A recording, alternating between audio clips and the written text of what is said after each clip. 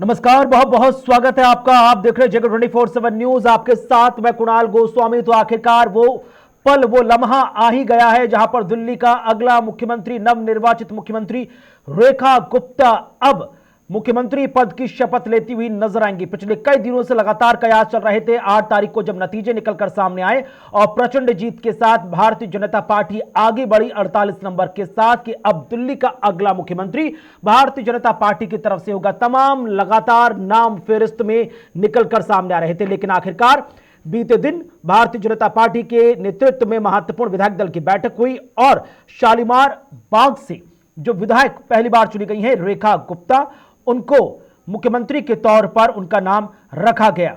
और बड़ी बात है, और अब दिल्ली का रामलीला मैदान जो बड़े बड़े आयोजन के लिए, बड़े बड़े आंदोलन के लिए प्रसिद्ध रहा, सुर्खियों में रहा, आज वो दिल्ली के मुख्यमंत्री पद के लिए शपथ ग्रहण समारोह का गवाह बनने जा रहा है।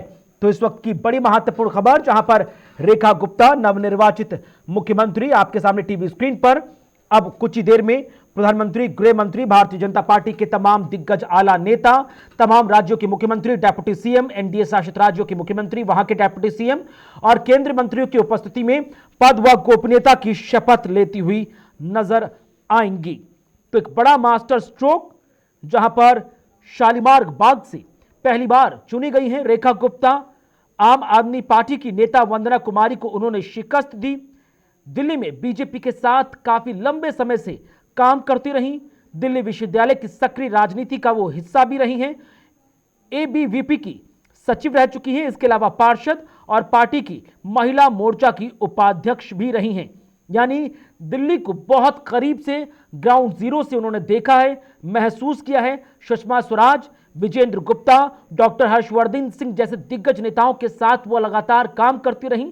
लेकिन अब दिल्ली में विकास की बागडोर रेखा गुप्ता के हाथों में होगी। रेखा गुप्ता मुख्यमंत्री पद की शपथ लेंगी, गोपनीयता की शपथ लेंगी। इसके अलावा 6 नाम और निकलकर सामने आए हैं जो मंत्रिमंडल में शपथ लेंगे। आशीष सूद, पंकज सिंह, प्रवेश वर्मा, साथ ही साथ आपको बता दें विजेंद्र गुप्ता दिल्ली विधानसभा स्पीकर के तौर पर उनका नाम निकलकर सामने आया।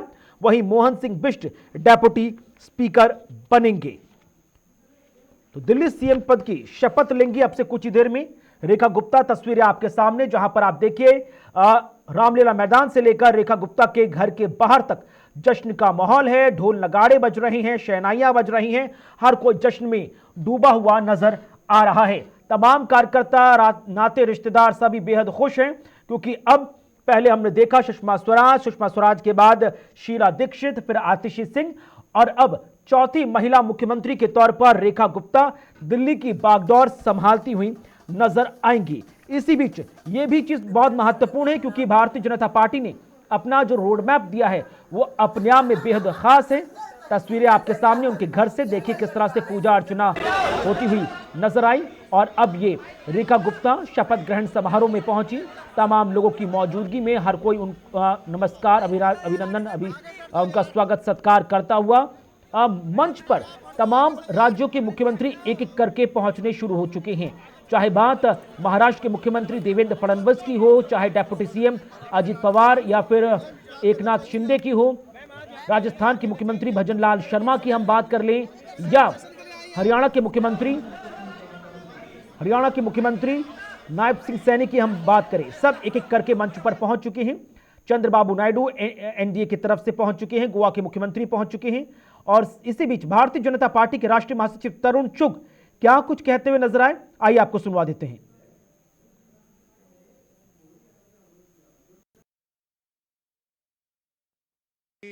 सभी प्रबंधकों से निवेदन है कि पुलिस के साथ तालमेल करते हुए हम सभी कार्यकर्ता इस ऐतिहासिक कार्यक्रम के लिए आए हैं। आप सबके लिए सम्मान हेतु कुर्सी का प्रबंध है। हजारों की तादाद में लोग सड़कों पर हैं। मेरी सुरक्षा बल वालों से निवेदन है कि कृपया उनको जल्द से जल्द चेकिंग कर अंदर भेजें। और मैं राजन तिवारी जी की जो टीम लगी है हर गाले में, उनसे भी निवेदन है कि जो कार्यकर्ता, जो दिल्ली वासी खड़े हैं उन सबको कुर्सियों पर बिठाने की कृपालता करें। और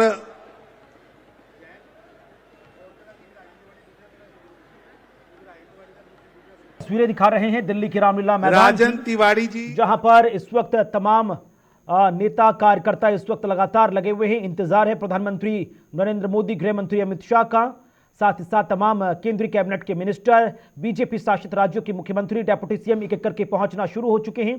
चंद्रबाबू नायडू, पवन कल्याण, साथ ही साथ उत्तर प्रदेश के डेप्यूटी सीएम केशव प्रसाद मौर्य, ब्रजेश पाठक, बिहार के डेप्यूटी सीएम सम्राट चौधरी, इसके अलावा हरियाणा के मुख्यमंत्री नायब सिंह सैनी, साथ ही साथ गोवा के मुख्यमंत्री, राजस्थान के मुख्यमंत्री भजन लाल शर्मा, सब एक एक करके पहुंचना शुरू हो चुके हैं। सभी महाराष्ट्र के मुख्यमंत्री देवेंद्र फडणवीस सभी पहुंच चुके हैं। हजारों की तादाद में दिल्ली का रामलीला मैदान इस वक्त कार्यकर्ताओं से पटा पड़ा है। आपको बता दें, धर्मेंद्र प्रधान, रक्षा मंत्री राजनाथ सिंह, मध्य प्रदेश के मुख्यमंत्री मोहन यादव सभी पहुंच चुके हैं एक एक करके मंच पर। इंतजार है गृह मंत्री अमित शाह का, साथ ही साथ प्रधानमंत्री नरेंद्र मोदी का। आपको 12:30 बजे के आसपास ये शपथ ग्रहण समारोह शुरू हो जाएगा, जहां पर शालीमार बाग से पहली बार विधायक चुनी गई रेखा गुप्ता मुख्यमंत्री पद की व गोपनीयता की शपथ लेती हुई नजर आएंगी। शालीमार बाग से विधायक हैं, प्रोफेशनल ग्रेजुएट हैं, उम्र इनकी 50 वर्ष है, दिल्ली भारतीय जनता पार्टी की महासचिव रह चुकी हैं और इसके अलावा मेयर, पार्षद हर एक भूमिका निभा चुकी हैं।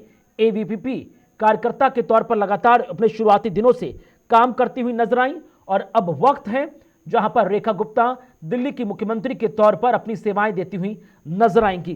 दिल्ली की चौथी महिला मुख्यमंत्री के तौर पर रेखा गुप्ता अब दिल्ली की बागडोर अपने हाथों में लेंगी। इससे पहले हमने देखा दिल्ली में पहली महिला मुख्यमंत्री के तौर पर सुषमा स्वराज ने जिम्मेदारी ली थी, उसके बाद शीला दीक्षित, फिर आतिशी सिंह और अब रेखा गुप्ता।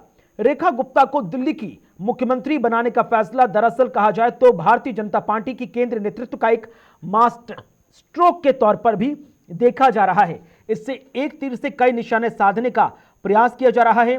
भारतीय जनता पार्टी की पॉलिटिक्स केवल दिल्ली की आम आदमी पार्टी और कांग्रेस को चौतरफा घेरने तक ही सीमित नहीं रही, बल्कि आने वाले दिनों में बिहार से लेकर पश्चिम बंगाल तक का चुनाव भी यहां पर रेखा गुप्ता के माध्यम से साधने की पूरी तैयारी की जा रही है। अब 27 साल बाद भारतीय जनता पार्टी दिल्ली में सत्ता में लौट रही है। पार्टी ने नई बिसात बिछाई है और पार्टी अपने उस मिशन को पूरा करना चाहती है जो उसने 1998 में छोड़ दिया था। 4 बेहद खास मेहमान हमारे साथ जुड़ रहे हैं। हमारे साथ हमारे सहयोगी राजेश सीधे नोएडा से जुड़ रहे हैं, आशीष हांडा जी जुड़ रहे हैं भारतीय जनता पार्टी के नेता, और दिनेश सिंह जी राजनीतिक विश्लेषक। बहुत बहुत स्वागत, बहुत बहुत शुक्रिया। शुरुआत में सबसे पहले राजेश आप ही से कर लेता हूं। काफी लंबा इंतजार करना पड़ा, लगभग 2 वनवास के कार्यकाल का इंतजार, और भारतीय जनता पार्टी अब प्रचंड बहुमत के साथ सरकार बनाने की तरफ आगे बढ़ रही है। और सबसे रोचक आप देखिए, जहां से सिलसिला छोड़ा था सुषमा स्वराज से, अब वहीं से जिम्मेदारी उठाई है, महिला नेतृत्व पर जिम्मेदारी सौंपी है दिल्ली को विकसित प्रदेश बनाने की। और सबसे खास बात तो यह है कि जो निमंत्रण पत्र तक छापे गए उसमें विकसित दिल्ली शपथ समारोह छापा हुआ है। तो कॉन्सेप्ट बहुत क्लियर है। कंसेप्ट बिल्कुल क्लियर है। कुणाल, बड़ी अहम बातें आपने कही। 27 साल का इंतजार और उसके बाद एक बार फिर से कह सकते हैं कि बीजेपी को दिल्ली की सत्ता मिली है। लेकिन जिस प्रकार से प्रधानमंत्री मोदी ने या कहें बीजेपी की टॉप लीडरशिप ने रेखा गुप्ता का नाम आगे कर एक बार फिर से चौंकाया है। हमने देखा राजस्थान में, हमने मध्य प्रदेश में देखा, और अब हमने दिल्ली में भी देखा कि किस प्रकार से एक कयासों से हटकर एक नाम लेकर आए। और रेखा गुप्ता एक ऐसा नाम जिन्होंने एक बीजेपी के कार्यकर्ता के तौर पर चुपचाप अपना काम किया। देखिए, कभी वो बहुत ज्यादा कहें कि हाई प्रोफाइल में नहीं आई, चुपचाप अपना काम करती रही, और उसको उनके उस काम का जो है उन्हें आज हम कह सकते हैं कि वो इनाम मिला है। लेकिन ये जो ताज है ये बहुत कांटों का ताज भी होने वाला है, क्योंकि बहुत कुछ बदल गया है पिछले 10 सालों में, जब से आम आदमी पार्टी की दिल्ली में सरकार थी। कुणाल, कुछ पॉइंट मैं आपके सामने रख रहा हूं और उसके ऊपर अगले 5 साल आपको, हम तमाम पत्रकारों को नजर बनाकर रखनी होगी। बीजेपी कहती है कि हम एक 2500 रुपया हर महीने दिल्ली की महिलाओं को देंगे। क्या ये हर महीने मिलता रहेगा, इसको देखना होगा। जो प्रेग्नेंट महिलाएं होंगी उनको 21,000 रुपया दिया जाएगा। सिलेंडर 500 रुपए में दिल्ली की आम जनता को मिलेगा। क्या ये पॉसिबल हो पाएगा? क्या ये अगर दिल्ली में देते हैं तो क्या राजस्थान में भी आपको देना पड़ेगा? यूपी की जनता अब से उम्मीद करेगी, हरियाणा की जनता अब से उम्मीद करेगी कि 500 का सिलेंडर हमें मिले। ये वो पॉइंट है कुणाल जिसके ऊपर चर्चा बहुत जरूरी है। होली और दिवाली पर एक सिलेंडर दिल्ली वालों को मुफ्त मिलेगा और ये रेखा गुप्ता को देना होगा। और जब वो देती हैं तो क्या यूपी की जनता ये उम्मीद नहीं करेगी? क्या राजस्थान की जनता उम्मीद नहीं करेगी? क्या हरियाणा की जनता, मध्य प्रदेश की जनता उम्मीद नहीं करेगी? और तो उनकी भी उम्मीदें बढ़ेंगी और वो भी एक उम्मीद करेंगे। और साथ में एक पॉइंट और जो बहुत जरूरी है कि यमुना की सफाई, और जिस प्रकार से हम देख रहे हैं कि यमुना की सफाई को लेकर क्या कुछ स्ट्रैटेजी है, उसकी तस्वीरें तो कई दिनों से सोशल मीडिया पर वायरल हो रही हैं, जहां पर साफ सफाई शुरू हो चुकी है, ड्यूटीज अलॉट कर दी गई हैं, एलजी वीके सक्सेना के माध्यम से आरती होने लगी है। डॉक्टर आशीष आंडा, ये तो उम्मीदों वाली सरकार हो गई सर। ये तो दिल्ली की जो सरकार है उम्मीदों वाली सरकार है। मंच से आप देख सकते हैं रेखा गुप्ता जी इस वक्त मंच पर हैं। रक्षा मंत्री राजनाथ सिंह, गृह मंत्री अमित शाह सभी पहुंच चुके हैं और अब इंतजार है प्रधानमंत्री नरेंद्र मोदी का। जी डॉक्टर आशीष आंडा, विकसित दिल्ली शपथ समारोह, एक बहुत बड़ी जिम्मेदारी भारतीय जनता पार्टी के कंधों पर, और रेखा गुप्ता का नाम निकलकर सामने आना ये तो सबके लिए चौंकाने वाला था। फर्स्ट टाइम एमएलए को आपने दिल्ली की जिम्मेदारी सौंपी है सर। जी कुणाल जी, आपको, मेरे आदरणीय को पैनलिस्ट को और आपके चैनल के सभी प्यारे प्यारे दर्शकों को भारतीय जनता पार्टी की तरफ से मेरे यानी डॉक्टर आशीष का प्यार भरा नमस्कार। देखिएगा, जिम्मेवारी किसको सौंपी जाती है? जिसको जिम्मेवार समझा जाता है। तो दिल्ली की जनता ने भारतीय जनता पार्टी को नरेंद्र मोदी जी के नेतृत्व में जिम्मेदारी सौंपने लायक समझा। इसके लिए उनका बहुत बहुत आभार, बहुत बहुत साधुवाद। क्योंकि उन्होंने इससे पहले भी देखा है कि मोदी है तो मुमकिन है, और मोदी की गारंटी ही गारंटी पूरी होने की सबसे बड़ी गारंटी है। इसलिए इस बार जो भ्रष्टाचार से त्रस्त दिल्ली के लोग थे, उन्होंने बदलाव के लिए वोट किया और भारतीय जनता पार्टी को ये कमान सौंपी दिल्ली की कि अब इस दिल्ली को विकसित दिल्ली बनाने के लिए आप ही कुछ कर सकते हैं, और देश की राजधानी कैसी होनी चाहिए उसका रोड मैप अगर आपके पास तैयार है तो हम आपको वोट देते हैं। ये जो विश्वास दिल्ली की जनता ने मोदी के कहने पे भारतीय जनता पार्टी को दिया, वो विश्वास का मान रखते हुए आप देखिएगा कि अभी सरकार का गठन नहीं हुआ, सीएम की शपथ नहीं हुई, कैबिनेट का कोई गठन नहीं हुआ, लेकिन इससे पहले ही विकास कार्य जो है वो शुरू हो चुके हैं। हम सब देख रहे हैं कि 100 दिनों का रोड मैप कैसे ऑलरेडी तैयार किया जा चुका है। क्योंकि ये सारा का सारा श्रेय मैं कहूंगा जो भारतीय जनता पार्टी के कार्यकर्तागण हैं। भारतीय जनता पार्टी के कार्यकर्ता कौन है वो भी हम समझ लें कि आत्मसम्मान से लबरेज, आत्मविश्वास से भरे, परंतु आत्म संयम से खुद को आत्मसात करते अनुशासित कार्यकर्ताओं का समूह है भारतीय जनता पार्टी। भाजपा जिसको हम बोलते हैं, भाजपा जिसका अर्थ है भा से मतलब भारत पहले, जा से बोले तो जनता उसके बाद, और पा से बोले तो पार्टी सबसे लास्ट में। ये है ध्येय भारतीय जनता पार्टी का। और जो विश्वास श्रीमती बहन रेखा गुप्ता के ऊपर दिखाया हमारे शीर्ष नेतृत्व ने, उसकी भी वजह थी क्योंकि महिला सशक्तिकरण मोदी जी की हमेशा से सोच रही है। और आगे आगे वुमेन रिजर्वेशन बिल को भी जो हमने लेके आना है, वहां पे महिलाओं का सशक्तिकरण करके महिलाओं को आगे लाना, ये अपने आप में एक बहुत बड़ा वो था। और जहां तक बात रही पहली बार की विधायक है, तो ये हम पहले भी देख चुके हैं, मध्य प्रदेश हो या राजस्थान हो, कि मोदी जी सरप्राइज देने के लिए पूरा सिलेक्शन तो एक लग रहा था रियलिटी शो के ग्रैंड फिनाले। जी मैं कई बार रिक्वेस्ट कर चुका हूं, मुझे आपकी आवाज नहीं आ रही है, अपनी टीम को बोलिए थोड़ा आप लोगों का वॉल्यूम बढ़ाएं। आपका सवाल ठीक से सुन के ही मैं जवाब दे पाऊंगा। ठीक है, आपके पास आशीष जी आवाज पहुंच रही है? ठीक है, शायद आप तक आवाज नहीं पहुंच पा रही। आवाज बहुत धीरे आ रही है, थोड़ा ऊंचा बोले, अपनी टीम को बोले आपका वॉल्यूम बढ़ाएं। ठीक है, मैं अपनी टीम को बोलूंगा कि प्लीज थोड़ा जो ऑडियो कनेक्टिविटी है उसको बेहतर करें। दिनेश जी आवाज पहुंच रही है आप तक? जी बिल्कुल पहुंच रही है। ठीक है सर, ये जो सीएम का सिलेक्शन है वो अपने आप में हर किसी के लिए बड़ी जिज्ञासा और स्टडी का मटेरियल बन चुका है, स्पेशली भारतीय जनता पार्टी के लिए। शुरुआत में लग रहा था एक बहुत बड़ा ग्रैंड फिनाले चल रहा है, 7 नाम निकलकर सामने आए थे, जिसमें प्रवेश वर्मा, मनजिंदर सिंह सिरसा, सतीश उपाध्याय, विजेंद्र गुप्ता, वीरेंद्र सचदेवा, इसके अलावा मनोज तिवारी, तमाम नाम थे। फिर शॉर्टलिस्ट करके 5 किए गए, फिर उसके बाद 3 किए गए और कल रेखा गुप्ता का नाम निकलकर सामने आया। और रेखा गुप्ता उन कैटेगरीज के लोगों में थी जो कहा जा रहा था कि अगर इनमें से नहीं मिले बने तो शायद इनमें से कोई एक चुना जाएगा। क्या कुछ आधार रहा, क्या कुछ सोच है, क्या कुछ भविष्य की रणनीति है रेखा गुप्ता को मुख्यमंत्री की कुर्सी पर लाकर? क्या क्या चीजें हैं जो भारतीय जनता पार्टी साधने जा रही है?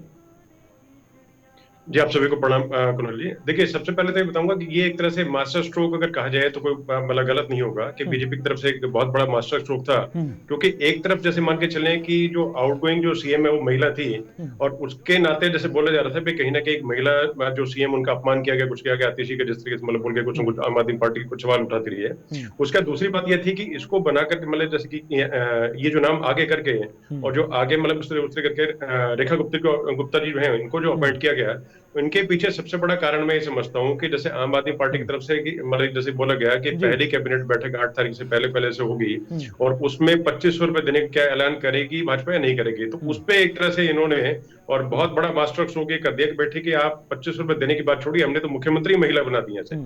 तो मुख्यमंत्री महिला होने का मतलब ये होगा कि जो मतलब बिल्कुल सेंसिटिव तरीके से महिलाओं के मुद्दे जो हैं वो हैंडल कर पाएंगे। और उसके अलावा मतलब देश की और जैसे दिल्ली की आधी आबादी जो है, करीब करीब आधी आबादी के आसपास दिल्ली की जो है महिला है, तो उनको एक तरह से प्रतिनिधित्व देकर के और एक तरह से उनको सम्मान। ठीक है सर, मैं लौटूंगा आपके पास, लेकिन तस्वीरें सामने आ चुकी हैं जहां पर मंच पर प्रधानमंत्री नरेंद्र मोदी इस वक्त पहुंच चुके हैं। तमाम भारतीय जनता पार्टी के मुख्यमंत्री, डेप्यूटी सीएम और बड़े भारतीय जनता पार्टी के नेता, साथ ही साथ आप देखिए मोदी कैबिनेट के तमाम चेहरे के करके उनका खड़े होकर तालियों के साथ अभिनंदन स्वागत सत्कार करते हुए कतार से अगर हम देखें तो फुल स्क्रीन विजुअल में सबसे आगे गोवा के मुख्यमंत्री प्रमोद सावंत, उनको नमस्कार करते हुए। इसके अलावा फिर अगर आप देखेंगे तो प्रमोद सावंत के बाद आपको महाराष्ट्र के डेप्यूटी सीएम अजित पवार नजर आएंगे। उसके बाद दूसरे डेप्यूटी सीएम एकनाथ शिंदे नजर आएंगे, महाराष्ट्र के मुख्यमंत्री आपको नजर आएंगे। उसके आगे देवेंद्र फडणवीस, वो आप देखिए किस तरह से। इसके अगर आप आगे बढ़ेंगे तो आप देखिए रालोसपा अध्यक्ष उपेंद्र कुशवाहा, इसके अलावा आप देखिए पूर्वोत्तर राज्य के मुख्यमंत्री अगर आप देखिए पवन कल्याण जी को मुलाकात करते हुए प्रधानमंत्री नरेंद्र मोदी। और पवन कल्याण जी हमेशा जब से मुख्यमंत्री कुर्सी पर बैठे आपको इसी तरह के भगवा गेरुआ वस्त्र में ही नजर आएंगे, एकदम मुस्कुराहट के साथ अभिनंदन स्वागत सत्कार करते हुए। आगे बढ़ेंगे तो आप देखिए किस तरह से भारतीय जनता पार्टी के तमाम दिग्गज नेता, बीजेपी के राष्ट्रीय अध्यक्ष जेपी नड्डा, आंध्र प्रदेश के मुख्यमंत्री चंद्रबाबू नायडू और उनके पीछे भजन लाल शर्मा राजस्थान के मुख्यमंत्री और साथ ही साथ हरियाणा के मुख्यमंत्री नायब सिंह सैनी, सभी से करके मुलाकात करते हुए।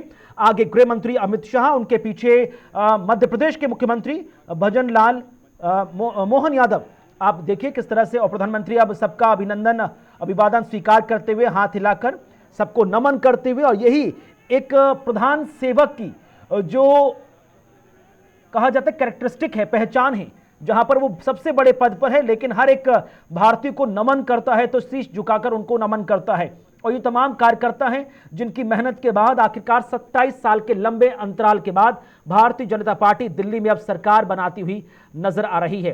आप पीछे से अगर आप देखेंगे तो तमाम जो 6 चेहरे जो अभी एक एक करके कैबिनेट पद की शपथ लेते हुए नजर आएंगे, जिसमें प्रवेश वर्मा है, मनजिंदर सिंह सिरसा हैं, पंकज सिंह हैं, कपिल मिश्रा हैं, इसके अलावा आशीष सूद हैं।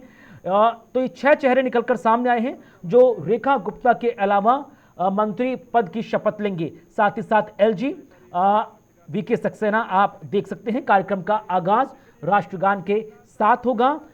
सभी लोग तैयार हैं और उस लम्हे का इंतजार है जहां पर दिल्ली को अब उसकी अगली मुख्यमंत्री, 9वीं मुख्यमंत्री के तौर पर रेखा गुप्ता मिलने जा रही हैं। शालीमार बाग से विधानसभा चुनाव जीता है आम आदमी पार्टी की वंदना जी को चुनाव में करारी शिकस्त दी। एबीवीपी की कार्यकर्ता रही, पार्षद रही हैं, मेयर रही हैं, साथ ही साथ महिला मोर्चा की महासचिव भी रही हैं। लगातार लंबे समय से सुषमा स्वराज के साथ उन्होंने काम किया, डॉक्टर हर्षवर्धन के साथ उन्होंने काम किया, इसके अलावा विजेंद्र गुप्ता के साथ उन्होंने काम किया। लेकिन अब फ्रंट फुट पर दिल्ली की जिम्मेदारी संभालती हुई नजर आएंगी। हाल ही में जो लंबा चुनाव प्रचार चला, उसके बाद जब 5 तारीख को मतदान हुआ तो किसी ने सोचा नहीं था कि लगभग 2 लंबे वनवास के कार्यकाल, लगभग 27 साल के अंतराल के बाद भारतीय जनता पार्टी लौटेगी तो इतने प्रचंड बहुमत के साथ लौटेगी कि हर किसी के लिए सोचने वाली ये पूरी पॉलिटिकल मिस्ट्री बन जाएगी। वहां से चुनाव जीता जहां से कभी उम्मीद नहीं की जा रही थी। मुस्लिम बाहुल्य इलाके मुस्तफाबाद तक की सीट को भारतीय जनता पार्टी ने अपने नाम किया। लंबा पूरा प्रोसेस चला, तमाम नाम निकलकर सामने आ रहे थे। कोई कह रहा था प्रवेश वर्मा मुख्यमंत्री बनेंगे, कोई कह रहा था कपिल मिश्रा, कोई कह रहा था पंजाबी वोटर्स को साधने के लिए मनजिंदर सिंह सिरसा, या फिर सिख समुदाय को साधने के लिए आशीष सूद। किसी ने पूर्वांचल के वोटर के लिए मनोज तिवारी का नाम लिया, लेकिन पूरा एक तरह से मैराथन चल रहा था। एक एक करके 7 नाम निकलकर सामने आए, उनमें से 5 शॉर्टलिस्ट हुए। फिर बीते दिन 3 नाम निकलकर सामने आ रहे थे, जिसमें एक विजेंद्र गुप्ता, दूसरा रेखा गुप्ता और तीसरा प्रवेश वर्मा का। उसके बाद एक एक करके प्रोसेस आगे बढ़ा और आप देखिए दिल्ली की नवनिर्वाचित मुख्यमंत्री के तौर पर रेखा गुप्ता का नाम निकलकर सामने आया। तस्वीरें आपके सामने दिल्ली के ऐतिहासिक मैदान रामलीला ग्राउंड से, जहां पर कार्यक्रम शुरू हो चुका है। सीधे तस्वीरों का रुख करेंगे जहां पर राष्ट्रगान चल रहा है।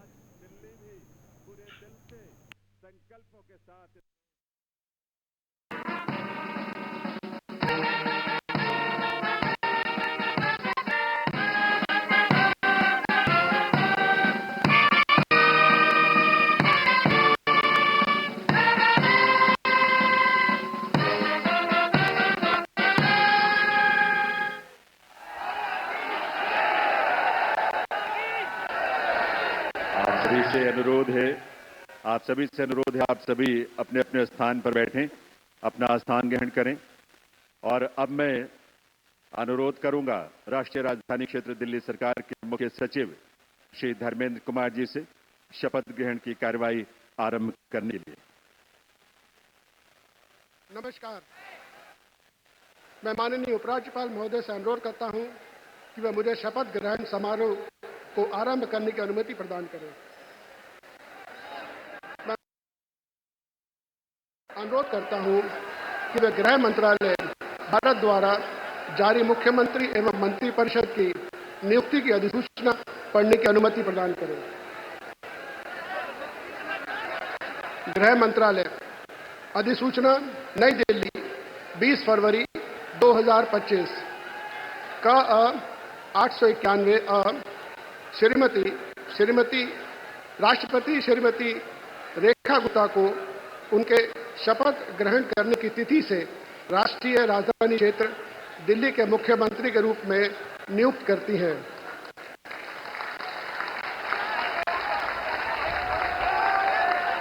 हस्ताक्षर प्रवीण कुमार राय, संयुक्त सचिव। अधिसूचना नई दिल्ली 20 फरवरी 2025 का 852 राष्ट्रपति मुख्यमंत्री की सलाह पर निम्नलिखित को राष्ट्रीय राजधानी क्षेत्र में अपने पदों के शपथ लेने की तिथि से मंत्री के रूप में नियुक्त करती हैं। 1 श्री प्रवेश साहिब सिंह, 2 श्री आशीष सूद, 3 श्री मनजिंदर सिंह सिरसा, 4 श्री रविंद्र इंद्रराज सिंह, 5 श्री कपिल मिश्रा, 6 श्री पंकज कुमार सिंह। हस्ताक्षर प्रवीण कुमार राय, संयुक्त सचिव। अब मैं माननीय उपराज्यपाल महोदय से श्रीमती रेखा गुप्ता को मुख्यमंत्री पद की शपथ ग्रहण कराने का अनुरोध करता हूं।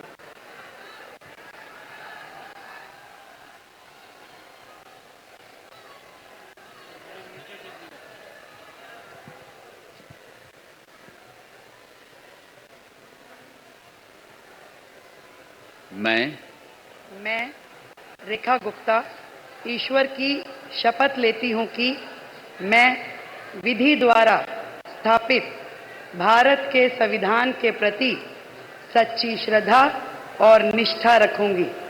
मैं भारत की प्रभुता और अखंडता अक्षुण्ण रखूंगी।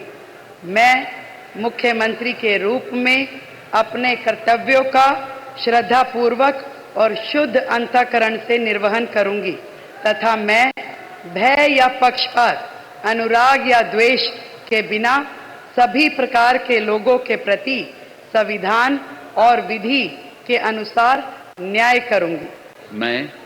मैं रेखा गुप्ता ईश्वर की शपथ लेती हूं कि जो विषय मुख्यमंत्री के रूप में मेरे विचार के लिए लाया जाएगा अथवा मुझे ज्ञात होगा, उसे किसी व्यक्ति या व्यक्तियों को तब के सिवाय जबकि ऐसे मुख्यमंत्री के रूप में अपने कर्तव्यों के सम्यक निर्वहन के लिए ऐसा करना अपेक्षित हो, मैं प्रत्यक्ष या अप्रत्यक्ष रूप से संसूचित या प्रकट नहीं करूंगी।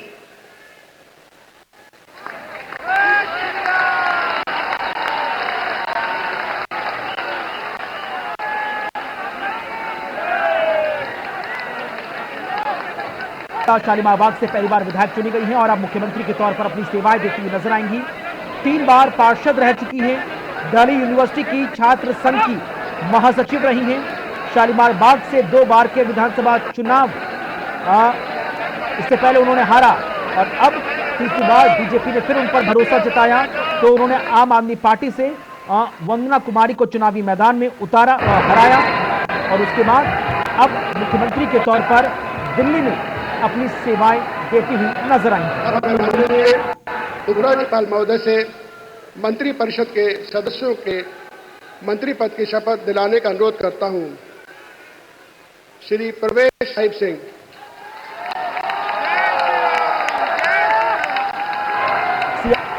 पुराना नाता रहा है, दिल्ली के पूर्व मुख्यमंत्री साहिब सिंह वर्मा के बेटे हैं। मैं परवेश साहिब सिंह ईश्वर की शपथ लेता हूं कि मैं विधि द्वारा स्थापित भारत के संविधान के प्रति सच्ची श्रद्धा और निष्ठा रखूंगा। मैं भारत की प्रभुता और अखंडता को अक्षुण्ण रखूंगा। मैं मंत्री के रूप में अपने कर्तव्यों का श्रद्धापूर्वक और शुद्ध अंतःकरण से निर्वहन करूंगा। मैं भय या पक्षपात, अनुराग या द्वेष के बिना सभी प्रकार के लोगों के प्रति संविधान और विधि के अनुसार न्याय करूंगा। मैं परवेश साहिब सिंह ईश्वर की शपथ लेता हूं कि जो विषय मंत्री के रूप में मेरे विचार के लिए लाया जाएगा अथवा मुझे ज्ञात होगा, उसे किसी व्यक्ति या व्यक्तियों को तब के सिवाय जबकि ऐसे मंत्री के रूप में अपने कर्तव्यों के सम्यक निर्वहन के लिए ऐसा करना अपेक्षित हो, मैं प्रत्यक्ष अथवा अप्रत्यक्ष रूप से संसूचित या प्रकट नहीं करूंगा। जय हिंद। तो प्रवेश वर्मा नई दिल्ली से विधानसभा चुनाव जीते हैं। आम आदमी पार्टी के संयोजक व दिल्ली के मुख्यमंत्री रहे अरविंद केजरीवाल को चुनाव में करारी शिकस्त दी है। कद्दावर नेता हैं, पूर्व मुख्यमंत्री साहिब सिंह वर्मा के बेटे हैं, 2 बार सांसद रह चुके हैं। उनके नाम रिकॉर्ड रहा है दिल्ली में सबसे बड़े मार्जिन के साथ लोकसभा चुनाव जीतने का। प्रधानमंत्री नरेंद्र मोदी से अभिनंदन स्वीकार करते हुए उसके बाद आगे बढ़ रहे हैं। अगला चेहरा भी देखते हैं कौन अब मंत्री पद की शपथ लेगा। तो पोस्ट ग्रेजुएट हैं, भारतीय जनता पार्टी के बड़े नेता रहे हैं प्रवेश वर्मा। मुख्यमंत्री की रेस में सबसे आगे चल रहा था इनका नाम। आशीष सुशीला मदन गोपाल सूद ईश्वर की शपथ लेता हूं कि मैं विधि द्वारा स्थापित भारत के संविधान के प्रति सच्ची श्रद्धा और निष्ठा रखूंगा। मैं भारत की प्रभुता और अखंडता को अक्षुण्ण रखूंगा।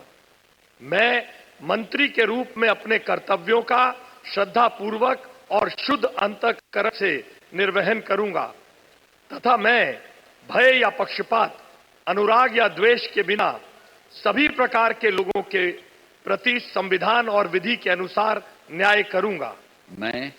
मैं आशीष सुशीला मदन गोपाल सूद ईश्वर की शपथ लेता हूं कि जो विषय मंत्री के रूप में मेरे विचार के लिए लाया जाएगा अथवा मुझे ज्ञात होगा, उसे किसी व्यक्ति या व्यक्तियों को तब के सिवाय जबकि ऐसे मंत्री के रूप में अपने कर्तव्यों के सम्यक निर्वहन के लिए ऐसा करना अपेक्षित हो, मैं प्रत्यक्ष अथवा अप्रत्यक्ष रूप से संसूचित या प्रकट नहीं करूंगा। भारत माता की जय। शपथ ले ली है। आपको बता दें कि पंजाबी वर्ग का बड़ा चेहरा आशीष सूद माने जाते हैं। पहली बार विधायक बनकर आए आशीष सूद हैं और राजनीतिक करियर की शुरुआत उन्होंने अखिल भारतीय विद्यार्थी परिषद के सदस्य के तौर पर की है। गोवा के प्रभारी भी रहे हैं। प्रमुख पंजाबी नेता के तौर पर उन्हें देखा जाता है। भारतीय जनता पार्टी के राष्ट्रीय अध्यक्ष जेपी नड्डा व संघ के करीबी भी रहे हैं आशीष सूद। तो जनकपुरी से विधानसभा चुनाव जीतकर अब मंत्रिमंडल में शामिल हुए हैं आशीष सूद। श्री मनजिंदर सिंह सिरसा। अगला नाम मनजिंदर सिंह सिरसा का।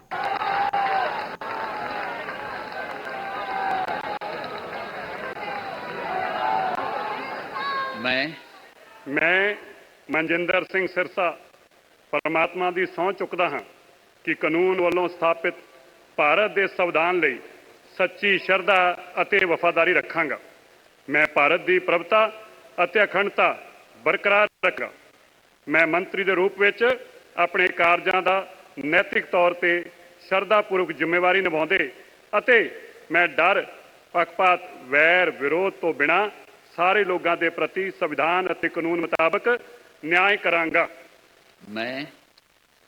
ਮੈਂ ਮਨਜਿੰਦਰ ਸਿੰਘ ਸਾ परमात्मा की सਹੁੰ चुकदा हाँ कि जो भी विषय मंत्री के रूप में मेरे विचार अधीन लिया जाएगा या मैनू पता होएगा उसनों किसी व्यक्ति या व्यक्तियों जदों तक अजिहा विषय मंत्री के रूप में अपनियां जिम्मेवारियां निभाते हुए लाजमी ना होवे मैं सीधे या असीधे रूप में किसी नूं दसांगा नहीं अते ना ही प्रगट करांगा। भारत माता की वाहिगुरू जी का खालसा वाहिगुरू जी की फतेह।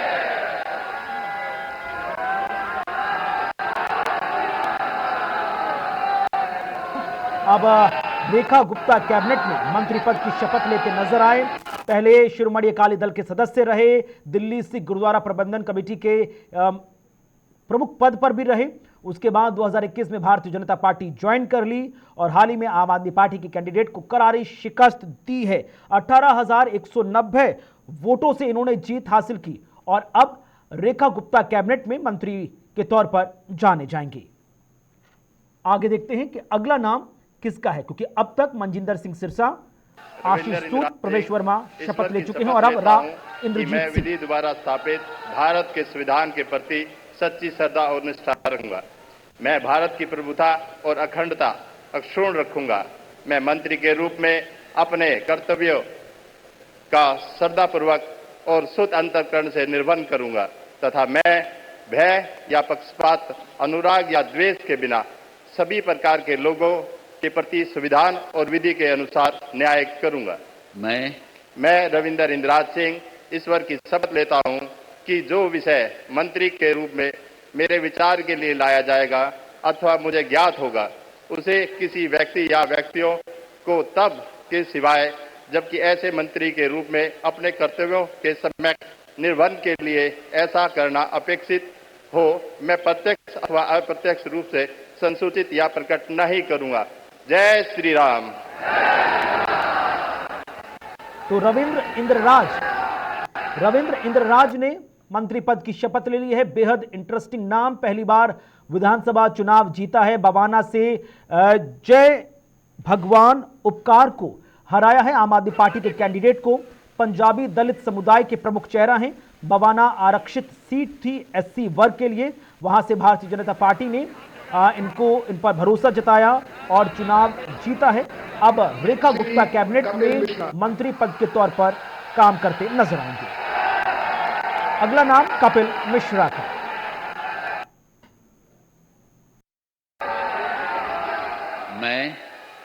मैं कपिल मिश्रा ईश्वर की शपथ लेता हूं कि मैं विधि द्वारा स्थापित भारत के संविधान के प्रति सच्ची श्रद्धा और निष्ठा रखूंगा। मैं भारत की प्रभुता और अखंडता अक्षुण्ण रखूंगा। मैं मंत्री के रूप में अपने कर्तव्यों का श्रद्धापूर्वक और शुद्ध अंतःकरण से निर्वहन करूंगा तथा मैं भय या पक्षपात, अनुराग या द्वेष के बिना सभी प्रकार के लोगों के प्रति संविधान और विधि के अनुसार न्याय करूंगा। मैं कपिल मिश्रा ईश्वर की शपथ लेता हूं कि जो विषय मंत्री के रूप में मेरे विचार के लिए लाया जाएगा अथवा मुझे ज्ञात होगा, उसे किसी व्यक्ति या व्यक्तियों को अब के सिवाय, जबकि ऐसे मंत्री के रूप में अपने कर्तव्यों के सम्यक निर्वहन के लिए ऐसा करना अपेक्षित हो, मैं प्रत्यक्ष अथवा अप्रत्यक्ष रूप से संसूचित या प्रकट नहीं करूंगा। करावल नगर सीट से विधानसभा चुनाव जीते हैं। 2019 में आम आदमी पार्टी को छोड़कर उन पर तमाम आरोप लगाने के बाद भारतीय जनता पार्टी के चेहरा बने। इस वक्त बीजेपी दिल्ली के उपाध्यक्ष की भूमिका निभाते हुए नजर आए और बेहद महत्वपूर्ण है क्योंकि करावल नगर सीट से मौजूदा विधायक को, सिटिंग एमएलए को हटाकर भारतीय जनता पार्टी ने कपिल मिश्रा पर भरोसा जताया और भरोसा काम करता हुआ नजर आया। और इस बार करावल नगर सीट जो वेस्ट दिल्ली में आती है, वहां से इन्होंने चुनाव जीतकर वहां पर कमल खिलाने का काम किया। आइए अब आगे बढ़ते हैं।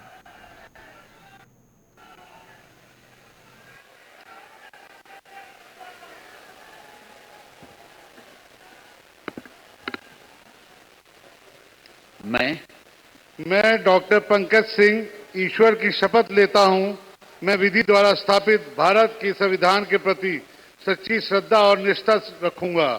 मैं भारत की प्रभुता और अखंडता को अक्षुण्ण रखूंगा। मैं मंत्री के रूप में अपने कर्तव्यों का श्रद्धापूर्वक शुद्ध अंतःकरण से निर्वहन करूंगा तथा मैं भय या पक्षपात, अनुराग या द्वेष के बिना सभी प्रकार के लोगों के बीच संविधान और विधि के अनुसार न्याय करूंगा। मैं डॉक्टर पंकज कुमार सिंह ईश्वर की शपथ लेता हूं कि जो विषय मंत्री के रूप में मेरे विचार के लिए लाया जाएगा अथवा मुझे ज्ञात होगा, उसे किसी व्यक्ति या व्यक्तियों को तब तक सिवाय जबकि ऐसे मंत्री के रूप में अपने कर्तव्यों के सम्यक निर्वहन के लिए ऐसा करना अपेक्षित हो, मैं प्रत्यक्ष अथवा अप्रत्यक्ष रूप से संसूचित या प्रकट नहीं करूंगा। जय सिया राम। विकासपुरी सीट से विधानसभा चुनाव जीता है। ना सिर्फ पहली बार विधानसभा चुनाव जीता बल्कि भारतीय जनता पार्टी का इस सीट पर खाता भी खोल दिया। पहली बार हुआ है जब भारतीय जनता पार्टी ने विकासपुरी सीट पर अब कमल खिलाने का काम किया है। पूर्वांचली वोटरों की जब बात आती है तो पंकज सिंह का नाम निकलकर सामने आ रहा था। पूर्वांचली ठाकुर के तौर पर इन्हें जाना जाता है। पूर्वांचल के वोटर्स का बहुत अहम योगदान रहा भारतीय जनता पार्टी की इस प्रचंड जीत में, लिहाजा वहां के वोटरों को साधने के लिए और पूर्वांचल वोटर से लेकर बिहार तक को साधने के लिए पंकज सिंह काफी अहम कड़ी के तौर पर दिल्ली में जो अब रेखा गुप्ता कैबिनेट है उसमें जाने जाएंगे। कार्यक्रम का समापन और उसके बाद अब राष्ट्रगान। अपने स्थान पर खड़े होने का अनुरोध करता हूं।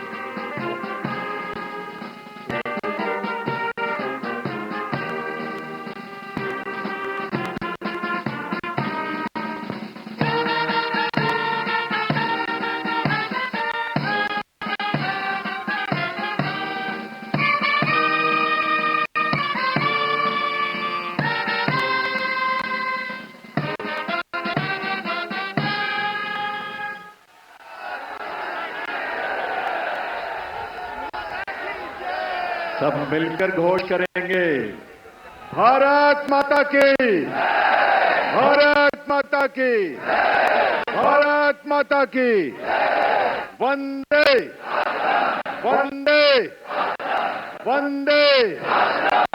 दिल्ली के नए नेतृत्व को और नए मंत्रियों को आप सबके करतल ध्वनि के साथ ये नया दायित्व जिसकी आज शुरुआत होने जा रही है, आप सबके विश्वास के साथ, आप सबके सहयोग के साथ अपना आशीर्वाद जरूर दीजिए।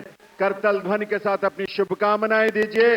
ये दिल्ली उन दिल वालों के फन जिन्होंने कार्यक्रम आज के का दिन हमें समापन के दिखाया है। साथ प्रधानमंत्री नरेंद्र मोदी पूरी रेखा गुप्ता कैबिनेट से हाथ जोड़कर नमन करते हुए आखिरकार शपथ ग्रहण समारोह हुआ। लंबे चले सस्पेंस के बाद पूरी दिल्ली की कैबिनेट की तस्वीर स्पष्ट हो गई है।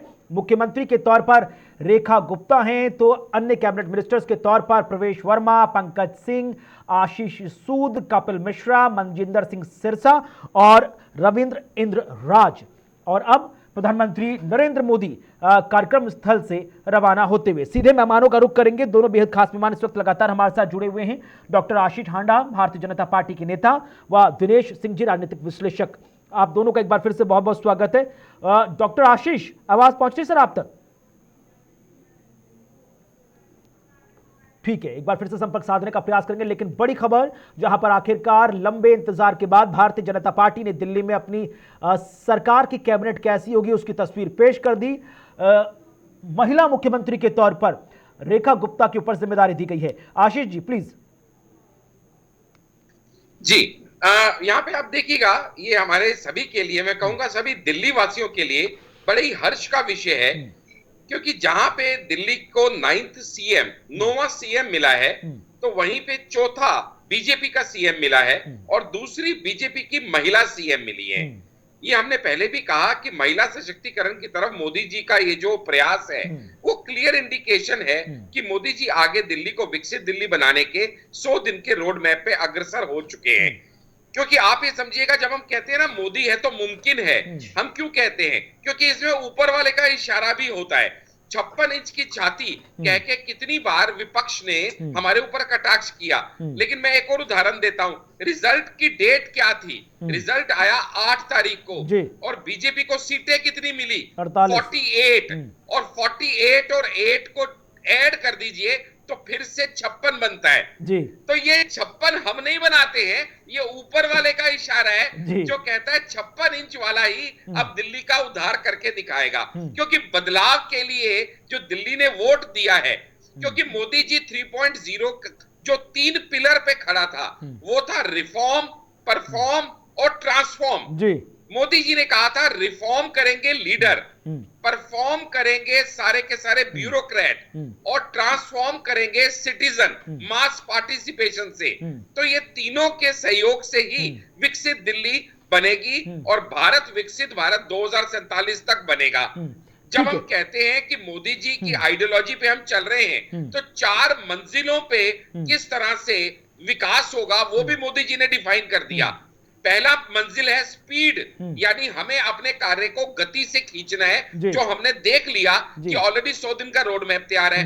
दूसरा हो गया स्केल, स्केल बोले तो आत्मनिर्भर कैसे बनाना है। तो मोदी जी ने पहले ही कह दिया कि भैया हम 50,000 सरकारी नौकरियां देंगे और 20 लाख रोजगार और स्वरोजगार के अवसर देंगे।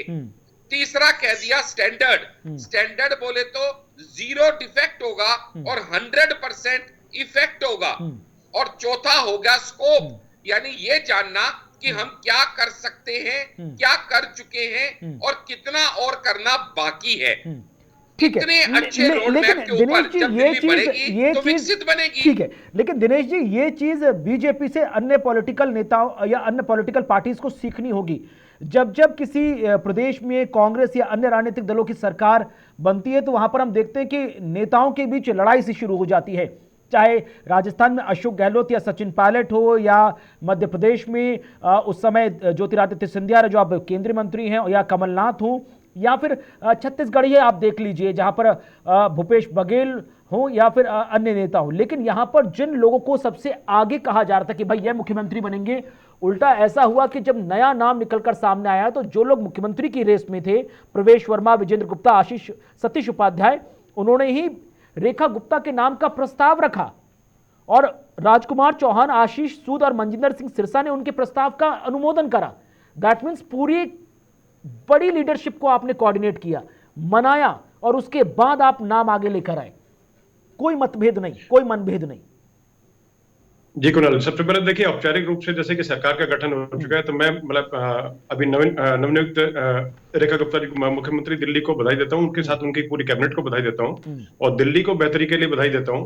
कि आगे आने वाली दिल्ली जो है मतलब स्वर्णिम काल की तरफ प्रवेश करेगी। और अब जैसे आपने जो पूछा तो उसके पीछे दो नाम जो मैं बताना चाहूंगा कि जैसे कि ओम प्रकाश धनखड़ हो गए, रविशंकर प्रसाद जी हो गए, तो इनको जैसे ऑब्जर्वर नियुक्त किया कि तो ये अपने आप में इसी तरीके से था कि इससे पहले अनौपचारिक रूप से जैसे कि उन्होंने पहले संपर्क किया सभी विधायकों से कि भाई देखो ऐसा कि ये नाम है और इस नाम पर आप लोग अपने तरीके से आगे अगर चलें तो बेहतर है, और इस तरीके से। और उसमें क्या था कि जैसे प्रवेश वर्मा के नाम लेके मतलब उनका नाम, क्योंकि कल भी डिबेट में था आपके यहाँ में, तो उस टाइम भी बातचीत चल रही थी और कई चैनल पे बातचीत चली ऐसी। तो उसमें देखिए डैमेज कंट्रोल ऑब्जर्वर्स जो है, देखिए उनका काम होता है कि सभी के बीच में समन्वय बिठाने का और पूरे तरीके से उनकी बात माने भी। ये नहीं कि जैसे कि उनकी बात की और किसी ने ओवर रूल कर दिया तो किसी डिसिप्लिन का कोई औचित्य नहीं रहता है। तो आशीष जी बेहतर से समझते हैं इसको। तो ओम प्रकाश धनखड़ जो है वो एक तरह से दिल्ली की और हरियाणा की नब्ज पहचानते हैं और उनको मतलब है कि उस तरीके से मतलब सारी यहाँ की सीरत पता है। तो उस नाते से जो जिनके मतलब दिमाग में, क्योंकि देखिए मतलब बट ऑब्वियस है कि जैसे अगर आशीष जी को मुख्यमंत्री की रेस में शामिल किया गया और उसमें इनका कहीं ना कहीं नाम पिछड़ेगा, तो मतलब कि मतलब स्वाभाविक है, कोई बड़ी बात नहीं है कि इसमें कहीं ना कहीं इनको अगर बाई चांस अगर उसमें पिछड़ते हैं तो अपने आप कहीं ना कहीं उसके बारे में एक भी लफ्ज कहीं अगर बोलेंगे तो मीडिया में जैसे कोई चीज अगर आती है तो आप समझते हैं उसका में क्या उसका असर जाता है। तो वो चीज कर्टेल करने के लिए और उस चीज को मतलब कि पॉजिटिव में लाने के लिए था कि उन्हीं के नाम से अनुमोदन करवाने का काम करना।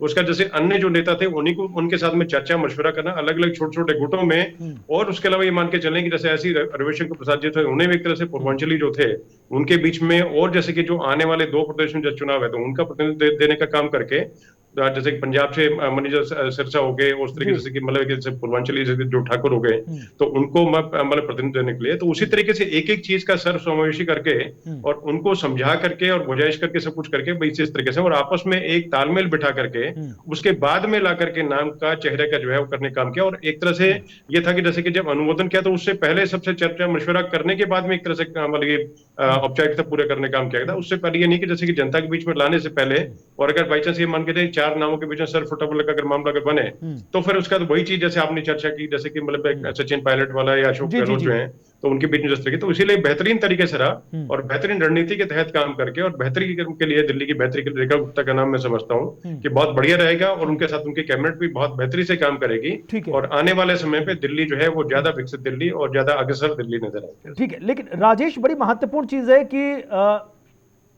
सुषमा स्वराज से जो सिलसिला शुरू हुआ था महिला मुख्यमंत्री का बीजेपी के नेतृत्व में, वो अब रेखा गुप्ता तक पहुंचा है। और लगातार हमने, जब आप खुद इलेक्शन कवर कर रहे थे दिल्ली का, तो आपने देखा कि महिलाओं का voting percentage in comparison of पुरुष मतदाता वो ज्यादा रहा। इस चीज को भी समझा और आप ये भी देखिए कि महिलाओं की कितनी अहम भागीदारी होती है और जिम्मेदारी भी होती है, क्योंकि दिल्ली उन इलाकों में से के जहां पर सबसे ज्यादा महिलाएं रोजी रोटी कमाने के लिए जॉब करती हुई नजर आती हैं। तो लिहाजा ये जिम्मेदारी भी बहुत इंपॉर्टेंट हो जाती है कि जब महिला मुख्यमंत्री होगी तो महिला मतदाता, महिला वोटर्स सबकी नब्ज को बहुत अच्छी तरह समझेंगी और उनके अंदर कॉन्फिडेंस जगाएंगी। जिस प्रकार से दिल्ली के जो चुनाव हो रहे थे विधानसभा के, उस वक्त माना जा रहा था कि जो दिल्ली की महिलाएं हैं वो ज्यादातर केजरीवाल को ही वोट देती हैं, लेकिन इस बार जब वोटिंग हुई, जब वोट पड़े तो कुछ उल्टा ही केजरीवाल के साथ हो गया और अब रेखा गुप्ता का नाम और अब वो दिल्ली की मुख्यमंत्री, तो ये मान सकते हैं कि जो महिला शक्ति है दिल्ली की अब वो बीजेपी के पीछे खड़ी होगी, लेकिन इसके दूरगामी परिणाम होंगे।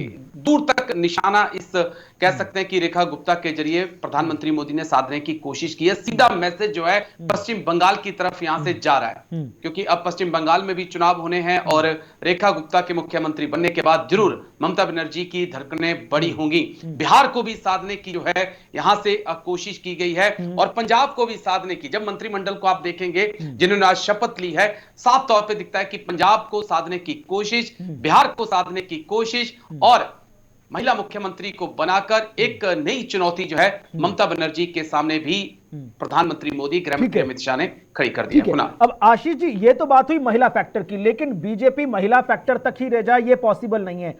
आप कास्ट फैक्टर को भी बहुत ज्यादा क्लोजली ऑब्जर्व करते हैं। वैश्य समाज से आती हैं, दिल्ली में अकेले 7% अकेले वैश्य समाज के वोटर्स हैं। आपने बनिया समुदाय से रेखा गुप्ता को ना सिर्फ मुख्यमंत्री के तौर पर उतारा बल्कि ऐसा मुख्यमंत्री बनाया जो पूर्व मुख्यमंत्री अरविंद केजरीवाल के खिलाफ लड़ेंगी, क्योंकि उनके खिलाफ वैश्य समाज का बहुत ज्यादा झुकाव रहा। हरियाणा से संबंध रेखा गुप्ता का भी है, हरियाणा से संबंध अरविंद केजरीवाल का भी रहा, और जिन्होंने सबसे पहले कहा था कि हरियाणा की बेटी भी मुख्यमंत्री बन सकती है, नायब सिंह सैनी, वो तो खुद सीएम वहां के रहे। जी आप ये समझिएगा यहाँ पे जब आप कह रहे हैं कि हरियाणा से अरविंद केजरीवाल का भी वहां पे कोई रिलेशन रहा, उनका झुकाव रहा, तो मैं आपको याद दिला दूं ये वही अरविंद केजरीवाल है जिन्होंने हरियाणा की रैली में कहा था कि आपका बेटा आपके बीच है और आप उसको समर्थन दीजिए। और हरियाणा वालों ने क्या आईना दिखाया कि टोटल 90 में से 89 सीट्स पे आम आदमी पार्टी लड़ी और 88 पे जी आवाज पहुंची अरविंद केजरीवाल को। लेकिन दूसरी बात यहाँ पे एक और भी समझने की ये है कि जब हम बात कर रहे हैं कि ये हमारे विश्लेषक साहब ने कहा कि भी इसमें महिलाओं का भी प्रतिनिधित्व लिया, इसमें बिहार का भी लिया, इसमें पंजाब का भी लिया, तो इसमें कोई हैरानी की बात नहीं, क्योंकि मोदी का तो मंत्र ही है सबका साथ, सबका विकास, सबका प्रयास और सबका विश्वास। तो हम सबको साथ लेके ऑल इंक्लूड। ठीक है, शायद आपकी आवाज नहीं पहुंच पाई, कल्चर है। ठीक है, लेकिन यहां पर एक महत्वपूर्ण चीज राजेश ये भी है ना कि ना सिर्फ सबका साथ सबका विकास के कॉन्सेप्ट को आगे बढ़ाया गया, अन्य पॉलिटिकल पार्टीज छोड़कर आए नेताओं ने जिन नेताओं ने बीजेपी पर भरोसा जताया, चाहे मनजिंदर सिंह सिरसा 2021 में शिरोमणि अकाली दल छोड़ के आए हों या कपिल मिश्रा आम आदमी पार्टी छोड़कर 2019 में शामिल हुए, उन्होंने जो मेहनत की बीजेपी की ग्रोथ में, उसका इनाम भी मिला। पार्टी ने यह नहीं सोचा कि आप आरएसएस से जुड़े हैं, आप दशकों से बीजेपी के कार्यकर्ता हैं तो ही आपको सम्मान दिया जाएगा। अगर आपने बीजेपी के लिए काम किया है, ग्राउंड जीरो पर बीजेपी की पॉलिसीज को पहुंचाया है, नो मैटर आप कहां से आए हैं, आपको वो सम्मान मिलेगा। और उसका जीता जागता उदाहरण मनजिंदर सिंह सिरसा और कपिल मिश्रा हैं जो रेखा गुप्ता कैबिनेट में। बिल्कुल कुणाल, ऐसे सिर्फ ये दो ही नाम नहीं हैं। अगर आप बीजेपी के सांसद देखेंगे, एमपी देखेंगे, तो आपको इसमें से कई ऐसे नाम मिल जाएंगे जो कभी कांग्रेस में हुआ करते थे, जो जेडीयू में हुआ करते थे, सपा में हुआ करते थे, अब वो बीजेपी में हैं और उनको आगे बढ़ाया है बीजेपी ने। तो बीजेपी ने ये नहीं देखा कि आप कौन सी पार्टी से, कौन सी आइडियोलॉजी में आते हैं, मैटर ये करता है कि आप उस सीट से जीत सकते हैं या नहीं जीत सकते हैं। अगर आप जीत सकते हैं, उस सीट को निकाल सकते हैं, तो आपका बीजेपी में वेलकम है। जी ठीक है, अब बड़ी बात है दिनेश जी, क्योंकि बीजेपी पर लगातार आरोप लगता रहा कि आप महिलाओं को प्रमुख पोजीशंस नहीं देते हैं। एक समय था जब उमा भारती थी मध्य प्रदेश की मुख्यमंत्री, उसके बाद वो मुख्यमंत्री नहीं रही, वसुंधरा राजे के अलावा दूसरा कोई चेहरा नहीं था। दिया कुमारी आई तो वो भी डेप्यूटी सीएम सेकंड लीड में थी, लेकिन अब रेखा गुप्ता फ्रंट फुट पर काम करती हुई नजर आएंगी। तो बीजेपी ने उन तमाम आरोपों का भी जवाब आज दे ही दिया। जी बिल्कुल कुणाल जी, देखिए 19 राज्यों में पहले से भाजपा की सरकार थी, 20वां प्रदेश अब बन गया जहां पर भाजपा की सरकार है, और उसमें नहले बदला ये होगा कि महिला मुख्यमंत्री का चेहरा सामने दे दिया, तो उससे एक तरह से लंबी दूरी का, जैसे राजेश जी बता रहे थे, तो यूपी तक असर जाएगा उसका से, क्योंकि आधी आबादी उसमें कोई किस तरह का वर्ग विशेष की बातचीत नहीं रहती। उसके साथ जैसे कि एक तरह से मान के चलें कि जैसे कि बिजनेस कम्युनिटी, जैसे कि व्यापारी वर्ग, जैसे गुप्ता जो हैं, तो गुप्ता मित्तल जैन कोई बोले, तो उनका भी देखिए सीधे तरीके से है कि जैसे कि 7% वोटर जो है, क्योंकि कहीं ना कहीं वो अपने आप को जुड़ा किसी भी समाज का, जैसे अगर कोई नेता अगर बनता है और शीर्ष में पहुंचता है, तो उस समाज का ऑटोमेटिकली उस पार्टी की तरफ कहीं ना कहीं, जैसे हालांकि ठीक है सभी पार्टी में कहीं ना कहीं होते हैं, लेकिन एक तरह से मान के चलें कि जैसे अगर कोई बड़े तरीके से और ठीक ठाक तरीके से उनका अगर नाम अगर होता है और उनका कहीं ना कहीं नुमाइंदगी अगर होती है, तो अपने तरीके से उसी के पीछे सब हो लेते हैं। वो एक तरह से सबसे बड़ा नेता उस समाज का वही होता है और उसी के पीछे फिर जो है समाज के लोग चलते हैं। तो ये एक तरह से बेहतर है। दूसरा देखिए मान के चले कि जैसे कि महिला का नाम लेकर के और आधी आबादी, देखिए पूरी तो मतलब आधी आबादी जैसे मान के चले 49-48% के आसपास या कहीं पर 50% जो ऊपर भी है महिलाएं,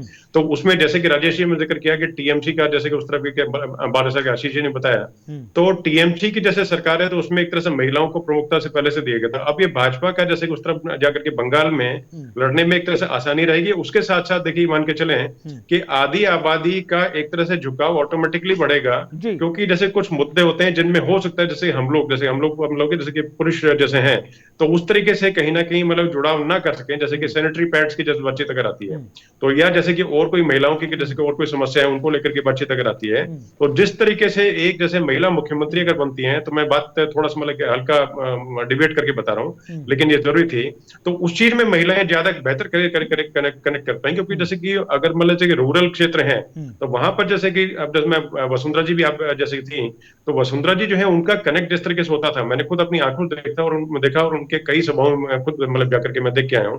तो उसमें उस तरीके से उनका कनेक्ट, जिस तरीके से महिला के साथ मतलब हुजूम के हुजूम मैंने खुद देखे। मतलब एक तरह से कहते हैं कि जैसे कि महाकुंभ, किसी तरह का कोई दबाव तो नहीं था कि महिला मुख्यमंत्री के नाम को ही प्रोजेक्ट करना है? शीला दीक्षित 15 साल तक मुख्यमंत्री रही, उसके बाद अरविंद केजरीवाल जब जेल गए तो आतिशी को ही आगे फ्रंट फुट पर काम करने दिया। तो किसी तरह का कोई प्रेशर तो नहीं था कांग्रेस या आम आदमी पार्टी से, कोई कंपटीशन कि भैया वहां पर भी महिला नेतृत्व है तो हमको भी करके दिखा देना है, ऐसा कुछ? देखिएगा, प्रेशर में तो बीजेपी आती नहीं। बीजेपी तो रूल सेट करती है और एक हायर मोरल ग्राउंड हमेशा क्रिएट करती है, जिसको बाकी कॉपी करने की कोशिश करते हैं। अब मुझे अच्छा लगा आपने यहाँ आतिशी का जिक्र किया, क्योंकि आपने एक खड़ाऊ सीएम का जिक्र किया जो कि अब एक एक्चुअल सीएम के मुकाबले में जिसको देखा जाएगा। अगर आतिशी की बात कहूं तो वो एक रील वाली सीएम थी। रील वो हम बनाते हैं ना फेसबुक पे वगैरह पे, तो वो रील वाली सीएम थी जहां का कंट्रोल कहीं किसी और के हाथ में था।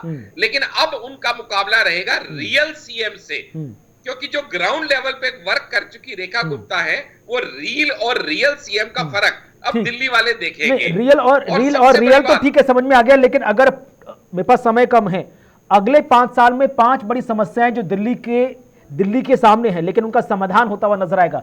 आप जल्दी से थोड़ा सा बता दीजिए, फिर उसके बाद मैं चर्चा का समापन करूंगा। जी बिल्कुल, 100% आपको समाधान होते हुए नजर आएगा, क्योंकि कहते हैं कि बच्चे के पांव पालने में ही दिखाई दे जाते हैं। जब सरकार बनी ही नहीं तो 100 दिन का एक्शन प्लान चालू हो गया। चीफ सेक्रेटरी धर्मेंद्र जी ने अपने टॉप 24 ऑफिशियल्स को बुला के सबको रोड मैप दे दिए। सारे ऑफिसर्स ने ड्राफ्ट कैबिनेट नोट तैयार कर लिए हैं जो इस कैबिनेट मिनिस्ट्री को दिए जाएंगे। हेल्थ डिपार्टमेंट आयुष्मान भारत को लागू करने के लिए एकदम 100% तैयार बैठा है। उधर से जो महिला को 2100-2500 रुपया पर मंथ देना है, उसके लिए पोर्टल ऑलरेडी तैयार हो रहा है। और हो सकता है कि आपको इंटरनेशनल वुमेन्स डे 8 मार्च की इनॉग्रेशन भी दिख जाए। ठीक है। आखिरी सवाल राजेश से। राजेश, को एक ऐसी समस्या जिसका समाधान दिल्ली में कर पाना बहुत टेढ़ी खीर होगी, इतना आसान नहीं होगा? बिल्कुल, यमुना की सफाई बहुत चर्चा में रही है और पूरी दिल्ली की जनता ये देखना चाहेगी, क्योंकि केजरीवाल पर जब बात आती थी वो कह देते थे कि मोदी मेरे हाथ बांध देते हैं, वो काम नहीं करने देते हैं। अब दिल्ली तो अरविंद केजरीवाल कह रहे हैं कि सकारात्मक तौर पर वो रचनात्मक भूमिका निभाएंगे दिल्ली के विकास में।